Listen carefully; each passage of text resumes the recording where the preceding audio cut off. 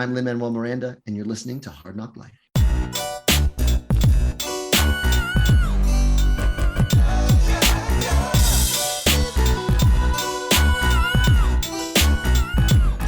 Well, it's the NOC in full color, you see me? The Hard NOC Life, comics, movies, and TV, yeah.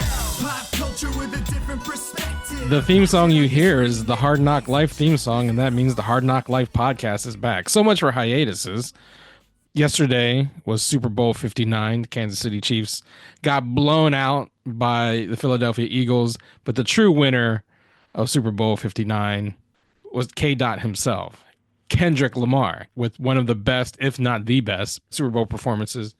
And I brought along an old friend. You may know him as former co-host of this podcast, Shawn Taylor. Welcome back. Thank you, sir. I appreciate being here. I was looking it up. The last time you and I got on the podcast, I think was almost 2 years ago, talking about De La Soul. So it's like you are a hip hop connoisseur, specialist, expert.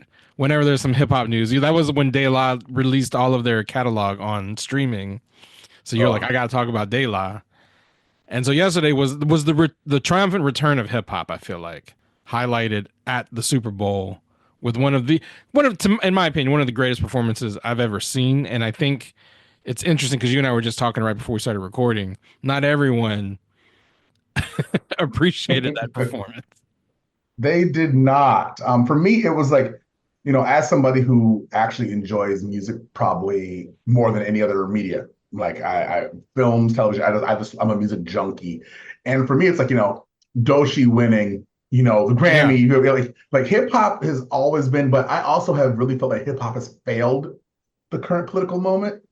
With all the like that and the drugs and the everything, and we already had the party and BS hip hop moment, but that it came back and that these young men are dying because of it with like the pills and the lean, all that. So seeing somebody like Kendrick, who I'm actually not a super fan of, right? Like I like Kendrick, it's not like I put on a Kendrick album all the time, right? Like I will listen to Run the Jewels 9 times in a week. Right. But which is interesting because of Killer Mike's politics too is interesting. Oh, they're trash. Killer Mike's politics are trash. But they make but his album who won the Grammy last year for best rap. Separate art from artist sometimes, right? I tried to, but he's a weird capitalist person, which is fine, whatever. And I think he has these weird, like, he thinks he's doing both sides, like Charlamagne the God, but he's actually a placater, not a both sides person. He doesn't have the skill or the range to be that type of person. Go ahead, I'm sorry. No, I was going to say, I think you were about to get to it. One of the reasons I wanted to talk to you about this, because not only, I was joking, you are a hip hop head, but like you're also a teacher. And I think if anything, what Kendrick brings to the game is like, he's the only rapper, he's the only pop artist to ever win a Pulitzer Prize. And I think there's something literary about his music that brings it beyond just like to your point, party. One of the reasons I think the Drake battle was so captivating for me, at least, I don't want to speak for everyone. There are other reasons I think it captured the pop culture zeitgeist, but for me it was really kind of a reclamation of like taking hip hop away from like just the kind of shallow party, girls, sex, drugs, and bringing back to like, well, you got to say something with it. Like there's nothing wrong with partying and sex and drugs, but you're not saying anything. And part of the, not like I said he didn't do last night, that I think is even more meaningful than the pedophile stuff, is that Drake's a colonizer, that you're taking real hip hop culture and using it to placate the masses. Drake is one of those people who you listen to who's like, Drake is the lyricist Puffy. He does, which has even more connotation now. Yeah, it has more context, but he does nothing original. He is an absolute fantastic mimic of the culture, I think. But he offers nothing original. Like he would have no rhyme style if it wasn't for Vontae from Little Brother. You know what I'm saying? Like he wouldn't have an aesthetic if it wasn't for Craig David in the UK. You know what I'm saying? Like who he stole basically from wholesale. Hence his whole trying to drop British patois, and they're trying to be a producer on Top Boy, trying to get into that like the roadman culture of the UK. And people love Drake, and that's great. But let's not really believe that this is what hip hop culture is. Maybe if Drake came, for me, Drake feels like a '90s artist. like somebody who just missed the golden age and he's part of the shiny suit era. That's what it feels like to me. I don't think that there's nothing that he offers of depth, right? People, and I think the colorism BS that he receives is completely unfair and stupid.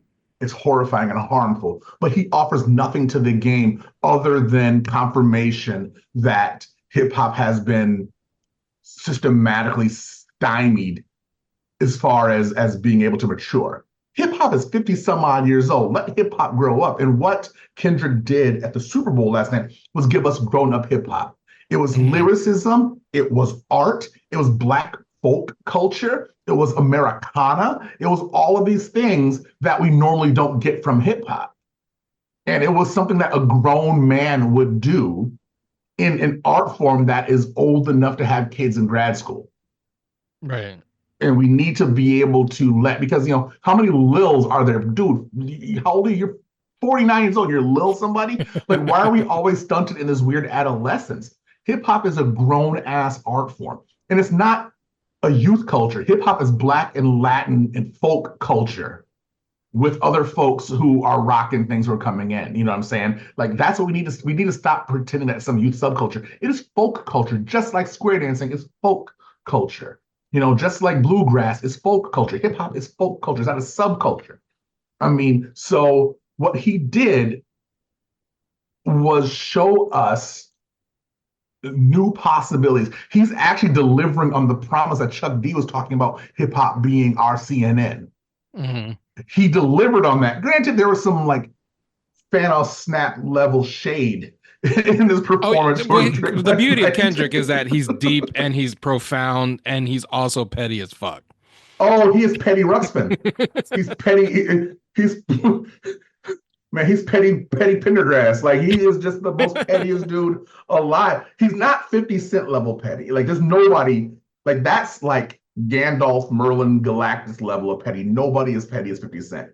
Kendrick is a very close subliminal second to him. And what he does, A minor, Jesus Christ. Like, and not only that, but to get the entire 100,000 people in the Super Bowl, in the Superdome, and the millions watching at home to also say A minor in unison across the world is diabolical. I've seen that word come up a lot in the last few days. It was like some supervillain in the lair, like, hello, Blowfield, my cat. Like, it was. He looks directly in the camera too. He's like, "Say Drake, I hear you." Like, and then he says, "Game over," and not to mention that you turn the stage into Squid Games.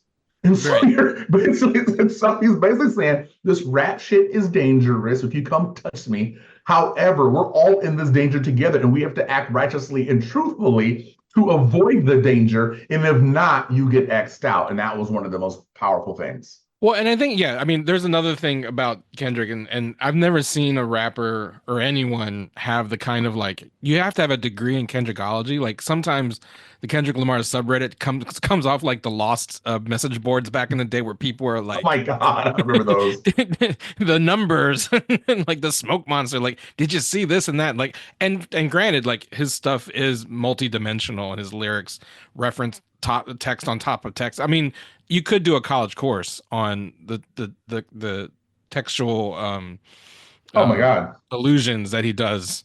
I mean, having Sam Jackson, for example, playing thank Uncle God it wasn't Sam. Morgan Freeman, then it'd be Uncle Tom. Well, but I think he's playing off the no, I'm saying Morgan Freeman, if he did it, I'd have been like, oh no, which was suggested that Morgan Freeman should have done. I was like, oh, we're not doing Uncle Tom. Sorry. Oh no. But I think he's also, but there is a level of, you have to understand, like, he's bringing the Django Unchained character a little bit, because he's the Uncle Sam. He's representing what's safe, what's respectable. You're being too loud. You're being too ghetto. You need to bring the calm. You need to, and to me, like, the most powerful thing that Sam Jackson does is when he was doing the improv under the street light. He's like, oh, you're bringing your boys, deduct one life as a consequence of showing, black joy or whatever. Right. Like, and like looking into the camera, like everything worked from the camera work to the choreography.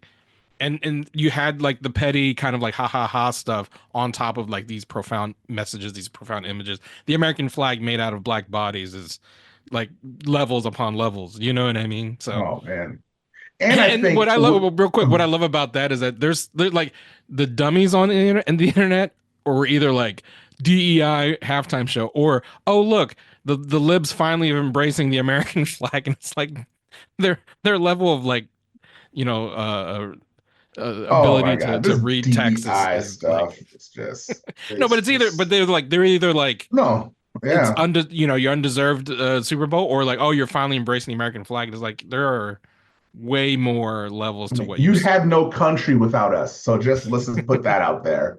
And second, what for me is like with the wholesale attacks on DI work, which people are stupidly, you have people who are capitulating in advance before anything really is supposed to happen, is because, I mean, diversity, equity, inclusion, you're against those things. You are against civil rights. Let's make them say the full thing and hold them accountable. But with the erasure of Black History Month at the White House, with all these places going against this, to have that in the most whitest, the most capitalist setting of all time. And we can actually talk about the merits of was it effective in the context that it was in. We can have that conversation.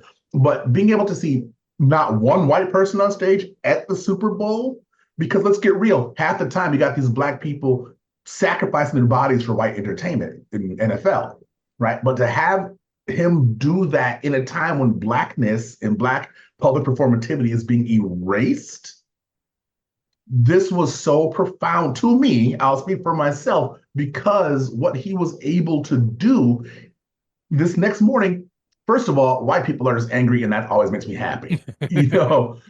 And second of all, it's forcing Black people to reassess their art. What is my art going to go shoot at the Terry McMillan, who I love? I mean, but it's like it's going to be trying to capture as many people, or Tyler Perry, capture my whole Baptist mob, whatever I'm going to do, or do I take risks? Mm-hmm. Because what he did yesterday was a risk. 100%. I mean, and on top of like, and they make allusions to it throughout the show that, Drake also has this lawsuit against the record label for defamation, and it's kind of like, if you can't win a rap beef like with a defamation suit. Like you kind of defeats the whole purpose of like rap beef. But anyway, and so like Kendrick the whole time is saying that like, oh, they love to sue and everything. So like teasing that he can't do Not Like Us, so that when he like that to be the emotional climax of the entire performance. But he also says it's more than just about Drake. And that's what I love about Kendrick is, every time he does like these kind of mainstream performances, if you go back to even like the 2017, I think, VMA Awards, when he did was that when he did Humble, or was that the Grammys?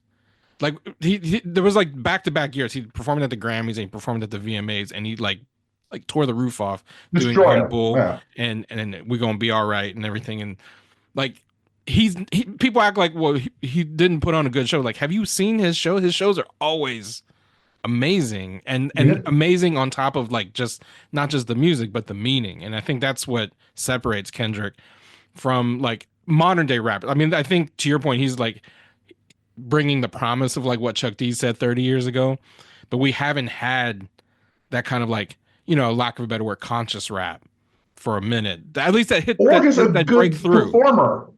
Or just that a can also good perform. performer. Right. Yeah, because rap is an oral culture, right? And something about performing it live, because so many hip hoppers cannot perform live. Right. You see They them have no live, you're like, are charisma you somehow. serious? Like the worst concert I've been to was Raekwon and Ghostface, two of my favorite MCs of all time. Saw them at the UC Theater, was like, okay, that looks like Hurt and Ben Gay on stage right now. Like they couldn't breathe. They had the audience sing half the songs. It's like, come on.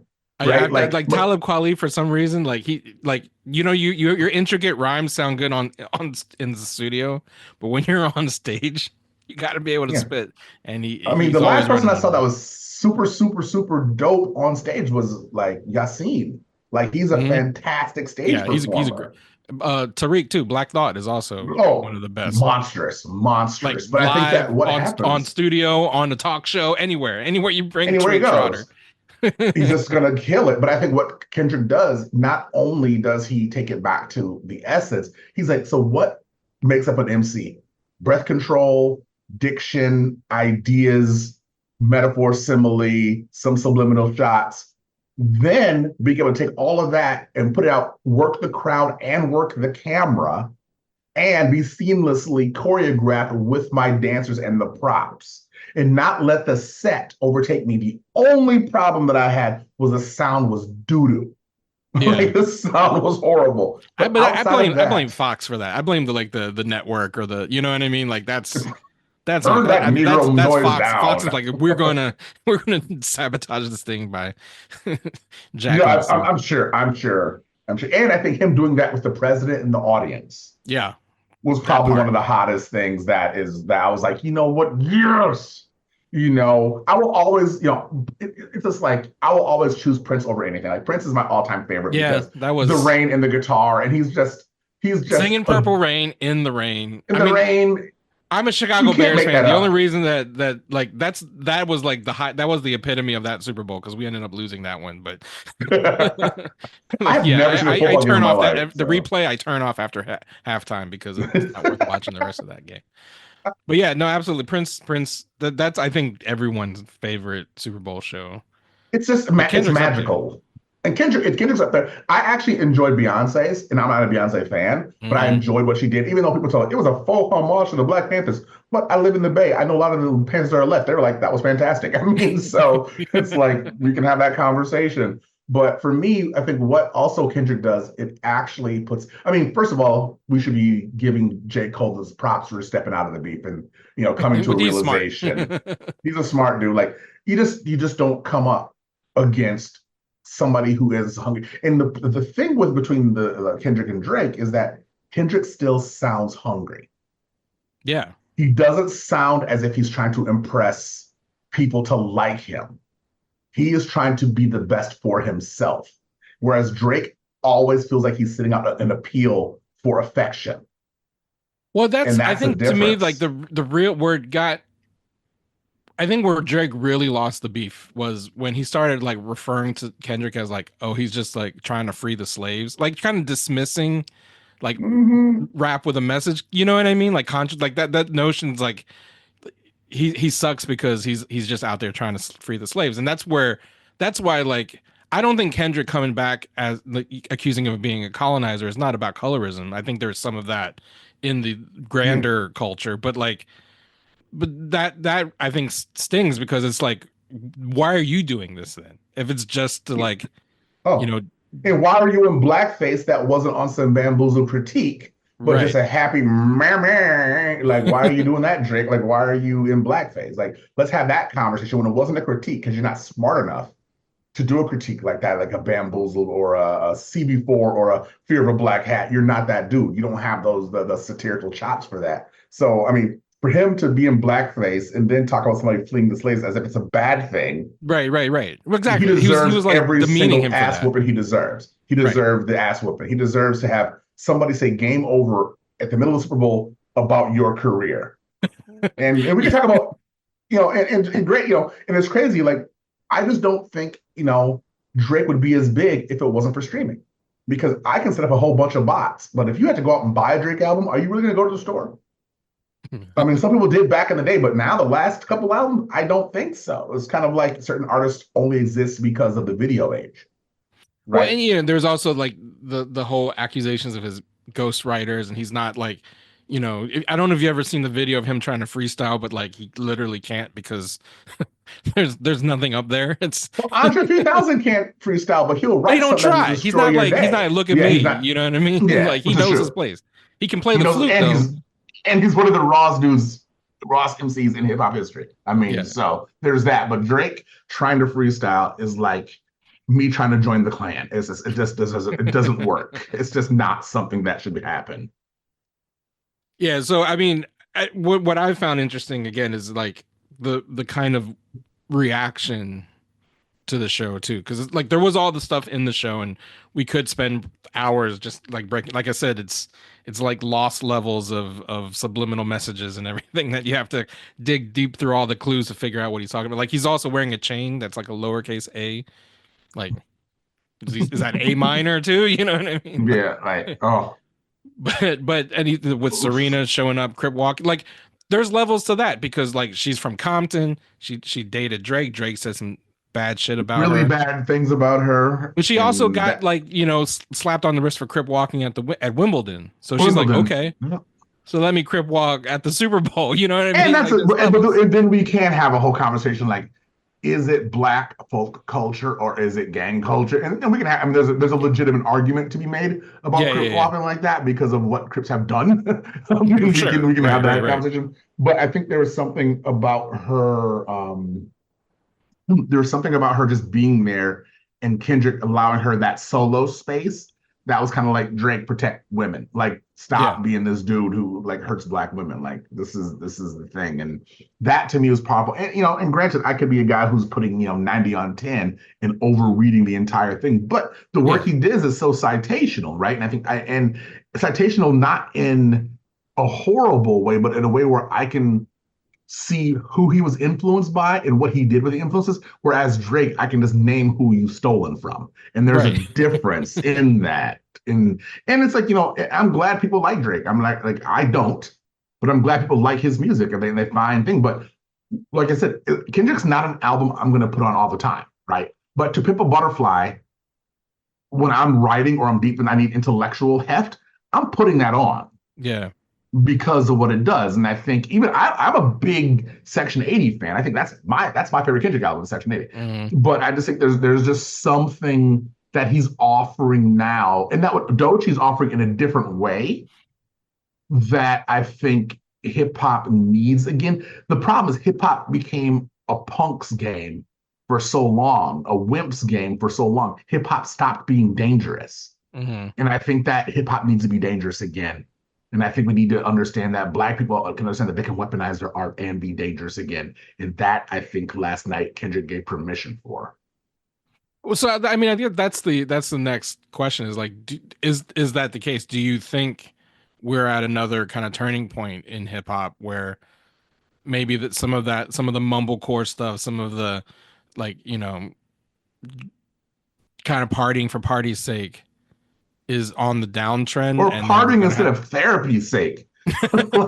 like go to therapy and then come out with an album. Jesus Christ, you infantilizing little kids. Well, because I think there's something to be said about like the heyday of like KRS One and Public Enemy was also in a very kind of the end of the Reagan era, where I feel like we're revisiting the 80s, right? Because it's like it's greed is good and it's all about like just cocaine and money. I think I'm hoping that people, and we have a clown in the office. That's the other part I want to we absolutely do, but I'm hoping that people, especially hip hop artists, whether they're graph writers, whether they're hip hop entrepreneurs, pardon me, or whatever, I really hope that they see this, their art can do more than just participate in capitalism.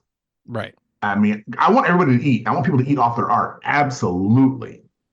However, I want us to be more dangerous. I want us to be able to say, hey, this is how we protest in a way. We have these authors like K.C. Lehman and other people who are out putting out heavy duty work in that realm. Because I think Black folks in radical art, literary games on lock. I mean, we got Percival Everett. We got literary games, Ten and Reeves do, like literary games on lock. Hip hop, not so much. Hip hop has become a clown show in so many ways. And I like, even stuff that I enjoy, like, Eminem, and I don't like Eminem at all. I think he's, I don't like his music. I mean, I think he's a fantastic MC. I just don't think he speaks to me. But even with him and LL, I love that song, Murder Gun. That's a fantastic song. But it does nothing for me outside of being a fantastic song. Yeah, I'm not going this goes home. back a couple months, like when Q-Tip and he produced that shit. What was the name of the song? It came out over the summer. What? Because produced Q-Tip the was whole producing. album. Yeah, he produced the whole album, but they released the single, Yeah. and I was like, shit, LL still got it. Oh, that was a beast. Well, He's don't call it a beast. comeback. I guess he told us 30 years ago. He told us he's been here. But and for me, years. that's dope. But I think what Kendrick is doing is showing us that, hey, we can elevate ourselves artistically and still carry a blade. You don't have to sell out. You don't have to like reduce your intelligence to be accepted. And that is a hard thing because for Black artists, it's always a trade-off. Because if you're too smart, you have intra-ethnic hatred Like, who do you think you are? Da, da, da, da, da, da. Mhm. Then you have white folks crybabying every 5 seconds. You DEI, this and that. I don't know what's wrong with white people. It's sad. But then, and then it's like, and then you have other people who want to be something that it's not, who are putting unreal and like agreed upon expectations on the art form, which is kind of trash. I mean, so the question we have to ask ourselves is, do we want to be safe and comfortable, or do we want to be radical and free? And that's a hard decision to make, especially when you have bills. And I'm hoping that rappers of all type, just not rappers, hip hop artists, want to find a way to make a living being radical and free. Like, for example, like I think Tyler, the creator, is free. There's a level to what he does, even though I don't agree with everything he does, he's kind of an ass. But what he does, like that last album is freaking amazing.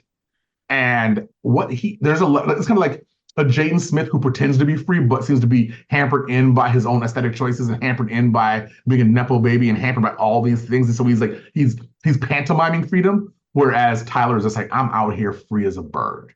Mm-hmm. Pockets swole, house nice. Yeah, I mean, I think we really are at a turning point, and it's interesting to see where it's going to go. Because I think it's the double whammy of, Kendrick's ascendance, but I think to your point about Doechii, like that, like her ascendance is kind of came out of nowhere, but is always, but is kind of representing like a different way that like female rappers can present themselves.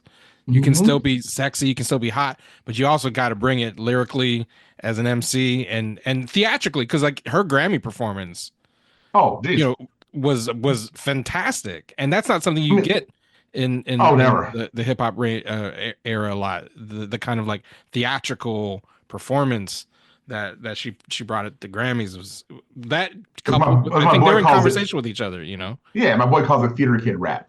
Yeah, which my daughter's a theater kid, so absolutely I love it. Right. I mean, but there's just something about that movie, and like Tierra Whack, Jesus Christ, like fantastic. And I think there's this like black weird that exists. Well, that's the thing you and I all used to talk about all the time. Like with Gambino in Atlanta, like brought that. Yes. And it never, like, it was almost breaking through. It didn't quite break through. It still kind of got tamped down and brought back to like, the I don't even know how to describe like the, what the kind of weird masculinity that someone like a Childish Gambino, or like to your point, Tyler the Creator, like Anderson .Paak, like that kind of masculinity got pushed aside for like the kind of toxic Kanye, God, yeah, Jesus. You know what I'm saying? Like the whole kind of like going back to the election, like the kinds of the split down, the black vote and everything. Like we had like these kind of, Antonio Brown, the former football player who came out very pro-Trump. You know what I mean? Like the kind of that space took over where maybe we need a different kind of masculinity in hip hop. And I think there's just something to be said about like how it was Latin folks, Asian folks, South Asian folks, and Black folks that shifted, especially in the tech sector. Because right where you are, you've been that clarion call for a while. And I've been saying like the easiest people to convert to very horrible masculinity are disaffected Black men, disaffected Asian guys, and disaffected Latino guys. Easiest to convert right now because they have been emasculated for so long, and now they want to hitch themselves to the winning horse, in a way that, I mean, I had Southeast Asian guys tell me that Kamala will never beat us, who will never vote for her. She's actually Black, she's not South Asian. Like, God damn, you say that out loud? Like, oh my goodness. I mean, that type, and the thing is, but I wish there was a dope ANHPI South Asian hip hop person. There's that one dude from India, I forgot his name, but he sounds like everybody else. Hot Stepper, Underground Mecca. It's a dope song, but it's like we've heard it.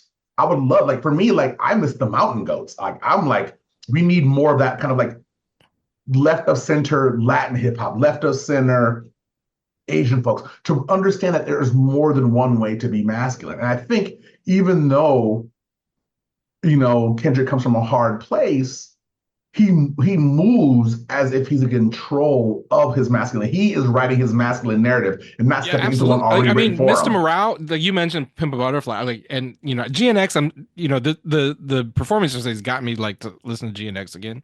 Because when that came out a couple months ago, I was like, it's all right. Like his diss tracks were much better than the actual album that came out. But I really loved Miss Morale and the High Steppers when that came out a couple years ago. And I think that, again, to your point, like it's him being vulnerable, right? Like he had the song Auntie Diaries about his trans aunt turned uncle, so like that kind of stuff you don't get in like even a 50 record is not going to talk about that.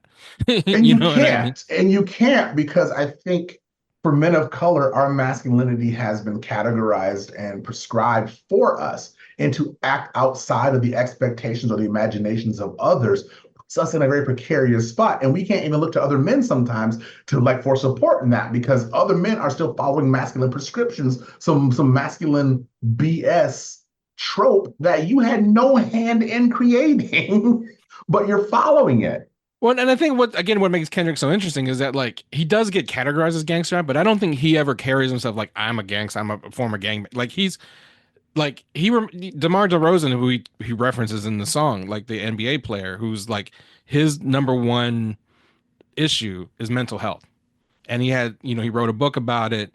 He has a YouTube series about it where he would like interview other NBA players, and they just talk about how that's the kind of masculinity we need, where men aren't afraid to kind of confront those issues and like to your point, maybe go to therapy instead of releasing an album. Yeah.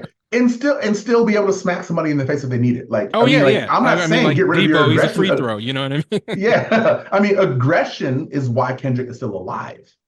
Yeah. In his circumstances. I would as somebody who worked in adolescent mental health for a very long time, I would never take away a kid's aggression. I will teach him how to deploy it effectively and appropriately.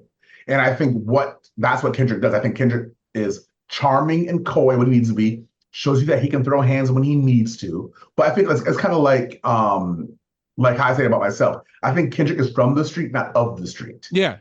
I think he'll I think that's how he categorizes himself.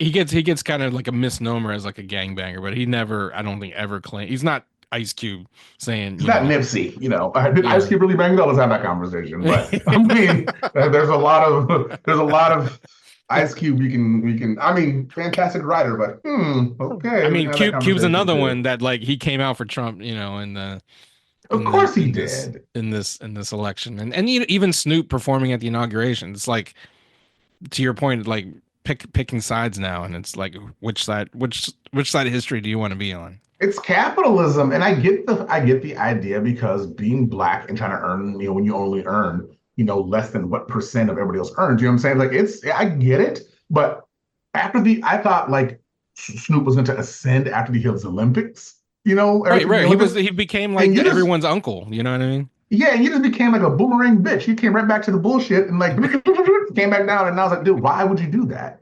Nelly too, but Nelly, I don't expect anything from Nelly. Like I don't expect anything smart or anything from Nelly. I would expect that from Snoop, who has some social awareness, who was friends with Nipsey, who was radical. Who we thought. Maybe I overestimated that, but I think hopefully, and what Kendrick did as far as the West Coast and how Crip sects were unified and Blood sects were unified. And the reality is the gangs exist because America's fucked up. That's why the gangs exist. Well, again, which going back to maybe we are reading too much into it, but like the American flag was made out of red and blue, Black men in red and blue tracksuits. Yes. You know what I mean? Like that's not subtle if you know anything about LA gang culture and Compton and everything. And people had a problem with that, but you made it. All your DEI canceling stuff is going to produce more gangs or more Luigis. I mean, so like both. Or both. I mean, and like the thing is, it's gangs like, of Luigis. Son of Luigi, like son of Batman. I mean, like, have a whole tribe. But the thing is, like, that what's so disconcerting about all of this is that we have this great art for 15 minutes. And now most of us have to go back to the struggle. And is it just a blip or is it a spark to ignite something? And I'm hoping there's people like when Lemonade dropped, I forgot that sister's name who did the lemonade syllabus. Bless her heart. I forgot her name. It was fantastic. Bless her. I was like, I used it. I was like, I forgot. Oh man, I gotta give her Well, her I'm pretty props. sure there's already a Super Bowl halftime syllabus floating on the internet right now. I'm sure there. People are always, all my teacher friends like, hey, Shawn. I'm like, no. You got a PDF? I know. A I'm like, certified yeah. PDF. This is the old. I only. Candace Bimbo is her name. Candace Marie Bimbo. That sister wrote that lemonade syllabus, and I was like, this is the dopest. Every impactful Black art should have this happen to it. And not who are copying what she did. She's the GOAT, and nobody can ever copy her. And for me, it was fantastic. But I just this moment is so precarious, and especially, I mean, living in the Bay and just being back in New York, being in Brooklyn, being back home, seeing things. It's like this level of apathy and disconnect is probably the most profound that I've felt in a long time. And I work with adolescents most of my career, and it's sad. And that's why you have like morons like Joe Rogan and Jordan Peterson, and people are just like, I need it, because like hate and masculine and performance are certainties, but vulnerability is always a question, and it provides no firmament. And so people are losing. People don't want the question; they want the solidity of ignorance. And I It's think the there's scene in the something safe in Matrix. that. The scene in the Matrix everyone always refers to with Joe Pantalone, where he's eating the steak and he says, I I know know it's in my fake, mind the steak is not real, but it's but delicious. yeah, And and that Joey Pants played that part, and I think everybody talks about the red and blue pill part of the movie, but no, that part I was just like, oh, I yeah. get it, Well, I mean, but the people damn. who use red and blue pill totally miss the message. Just like the Kendrick thing, they miss the message of the Matrix, and that's a topic for another podcast. Oh yeah, I mean, shoot, just like saying people who miss the whole message of Fight Club, like Yeah. Yeah, exactly. there, Exactly. there's that as well. You know when you take the red pill, you know what that means? That means you go woke. So I'm Yes, just saying. that and that people are using woke as a pejorative. I'm like, oh my Well, god, this like world is you just brought it up earlier. trash. I think, like DEI is just they're just getting closer and closer to the N word. Eventually we'll just bring that back because like it was DEI, Oh, then it was woke, then it was what was it, CRT? It's just yeah, like the coming up with boogeyman, different letter combinations and until it's the N and word if again. people were stop being stupid and so sissified, like actually that's probably the wrong word to use. That's a homophobic word. I'm sorry, I apologize, but stop being wimps, because like make them say the entire thing, right? It's DEI. What does that mean? What does CRT mean? And people can just take they like the little maggots. Their thing is to truncate and then to objectify, and you can manipulate an object. But if you make them say the whole thing, force them to always having to say what does it means and what's the context. But I get people are exhausted. I 100% understand. People are exhausted and tired of fighting ignorance. But it's kind of like, if white people aren't tired of being racist, we can't be tired of fighting, Yeah. I because mean, we'll but it's a lose merit-based 10 out of 10 society. times. Sean, it's a merit-based Yeah. society where we have a reality show con man as president, a And we reality have a dude show. who I didn't vote for running a But there's government department that our doesn't Secretary of exist. Transportation is a former reality show host. Our Secretary of Defense is the weekend guy on Fox News. I mean, but we're a merit-based society. Oh my God. And the woman who's the Office of Faith, she cheated on her husband and had how many marriages and did all kinds of like embezzlement and like, But come hey, as on. long as they deregulate cryptocurrency, that's all that matters. But I mean, this is literally like looting right now. And I don't think art will save us. As much as I believe in the power of art and what art can do, art is not going to save us. And I think art will be a catalyst for what does save us, but it won't. And that makes me sad as an artist and as a daughter. Well, my daughter's like, well, Dad, the stage can't be AI. And I'm like, facts. Okay, let's ride that for a while we can. I mean, but there's just something about what's happening in this moment now and that performance last night that actually got me more energized for my show and more energized to build community across difference. well, let's end on that and tell the folks about that show and what you've been working on and why we haven't heard your dulcet tones on the Hard Knock podcast in a year and a half. Wow. So I've been working on this few things. I'm working on a small monograph called Micro Alliances, we talk about microaggressions all the time, but I think micro alliances we don't talk about enough, like those little brief, meaningful interactions with people who you may never see again, but you've been transformed by that interaction. So that'll be dropping in the next few weeks, free on my website, ShawnTaylor.net. I have another book that got rejected by a whole bunch of publishers that told me that now is not the time for a book about Black fatherhood. So it's called You're too DEI. Yes, I am. It's called The Alphabet for New and Expecting Fathers.